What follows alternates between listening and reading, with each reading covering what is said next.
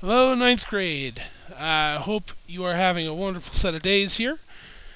And I feel like I owe you guys a video at least, especially considering we got our quiz coming up. Most of you are probably looking at your review, at least I hope you are.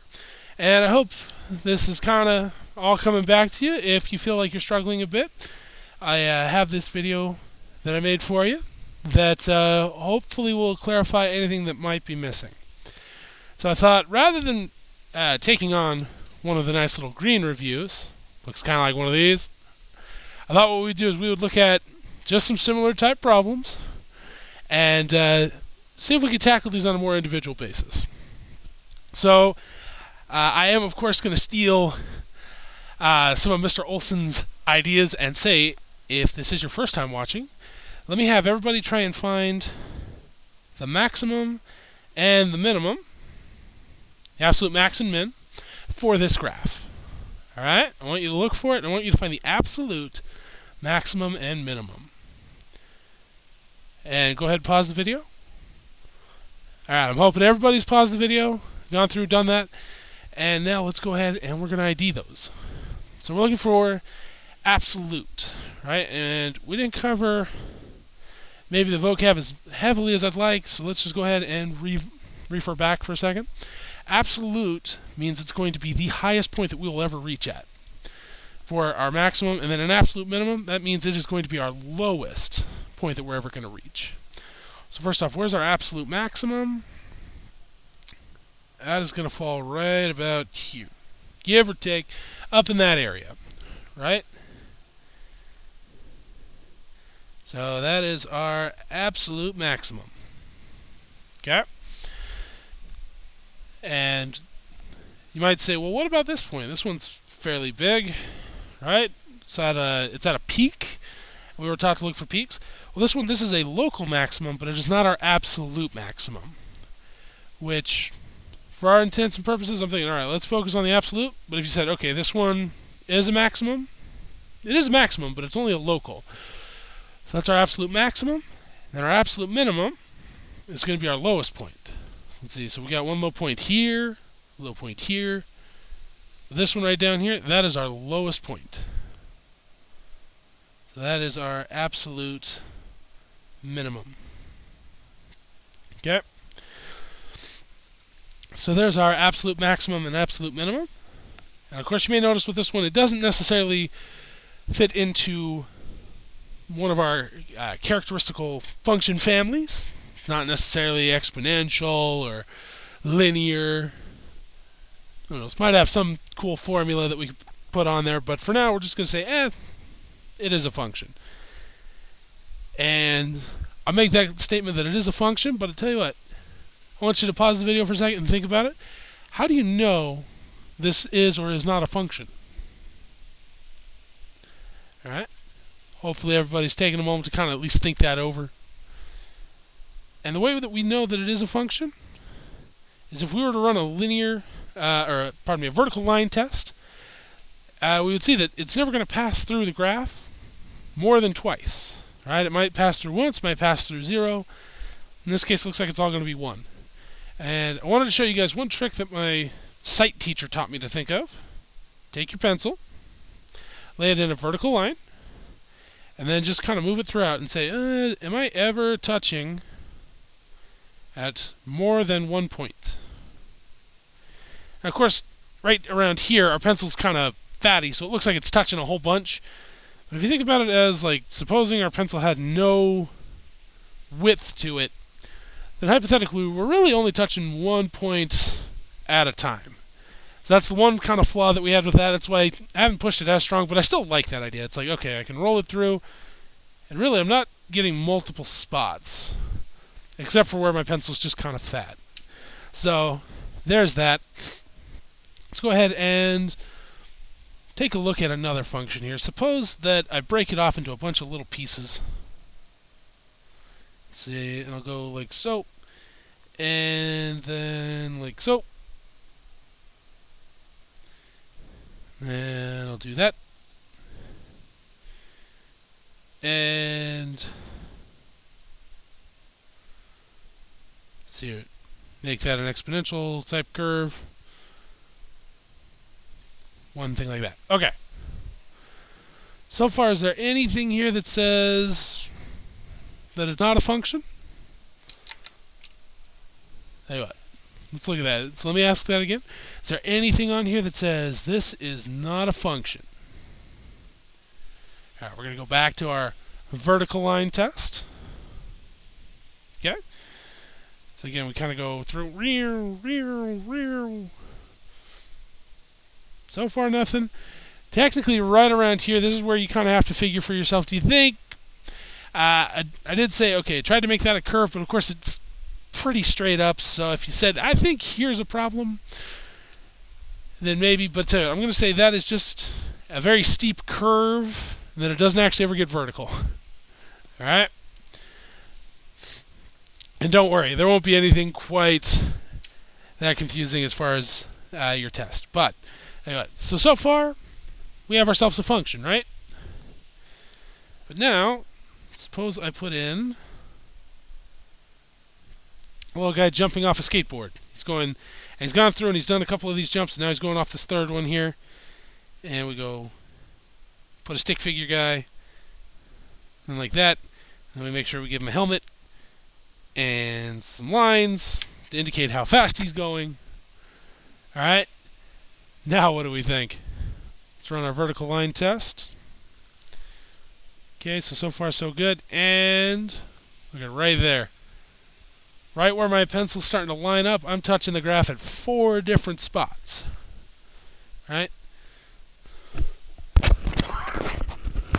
Pardon me there. A little bit of that head cold still. Hopefully the mic was moved a fair amount of space there and you guys are not cursing out the headphones you're wearing. Okay. See, there's our vertical line.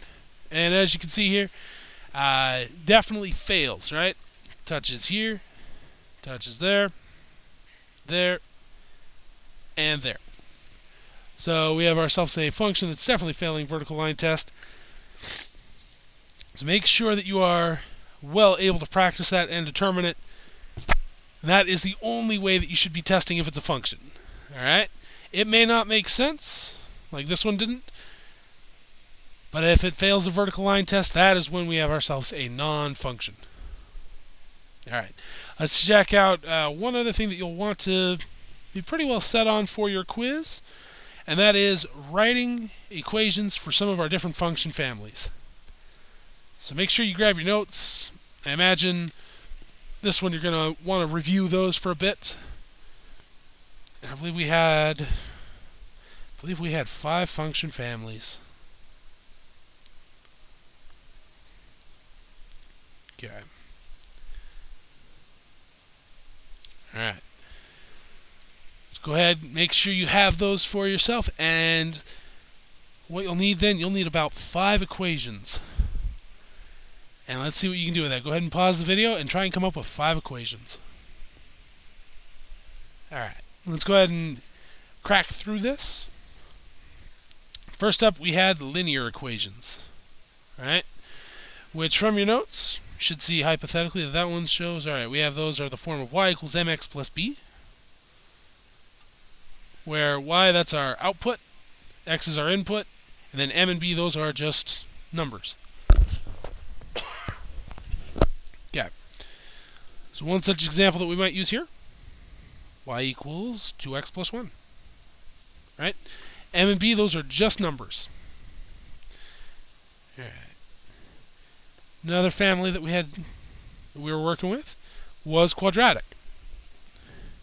Those took on the form of y equals ax squared plus bx plus c. So that could be something like y equals x squared, if we wanted to keep it simple. Or it could be something in the form of y equals 2x squared plus 3x minus 15. Right? We can chuck numbers in for anything around a, b, and c. Alright, it just depends on how much we want to put in. But it needs to have that squared factor. Okay. Of course, then we have the exponential. Those were of the form a times b to the x. All right, y equals a times b to the x. Which for that, the most important piece is just having the b to the x. So we said like 2 to the x. I believe that was one that we used. Or you might even go so far as to say 9 times 13 to the x. All right? Of course, y equals on both of those. All right.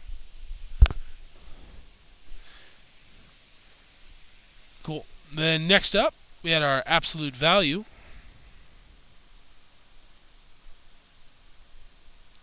Right. Now this one was defined as having something of like a V shape.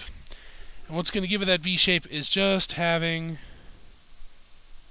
this vertical line set where we had something like AX, let's see here, plus B, and then out here you could even have something like plus C. Alright, there's a whole bunch of different things that we can make affect it.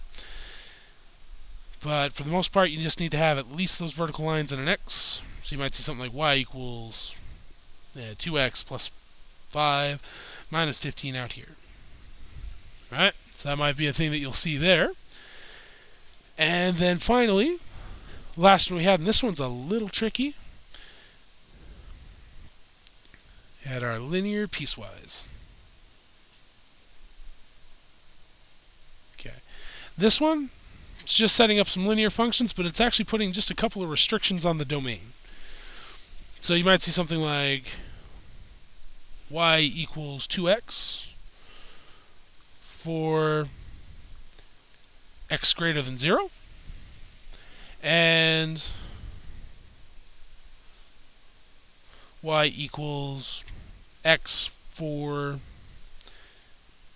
x less than or equal to 0. Okay?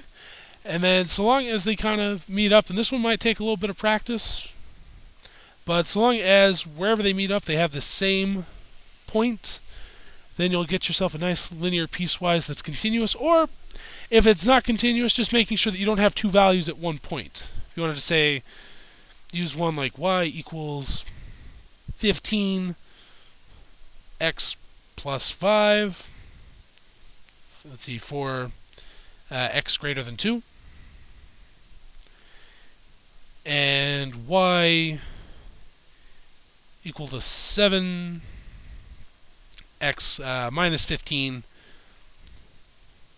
for x less than 2. All right? Just so long as you don't get that overlap, then you're fine on that one.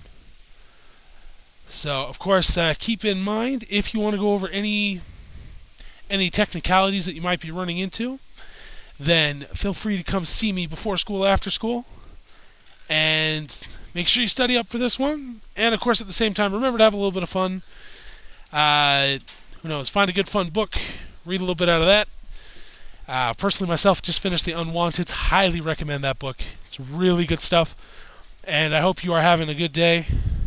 And take care. Have a wonderful day.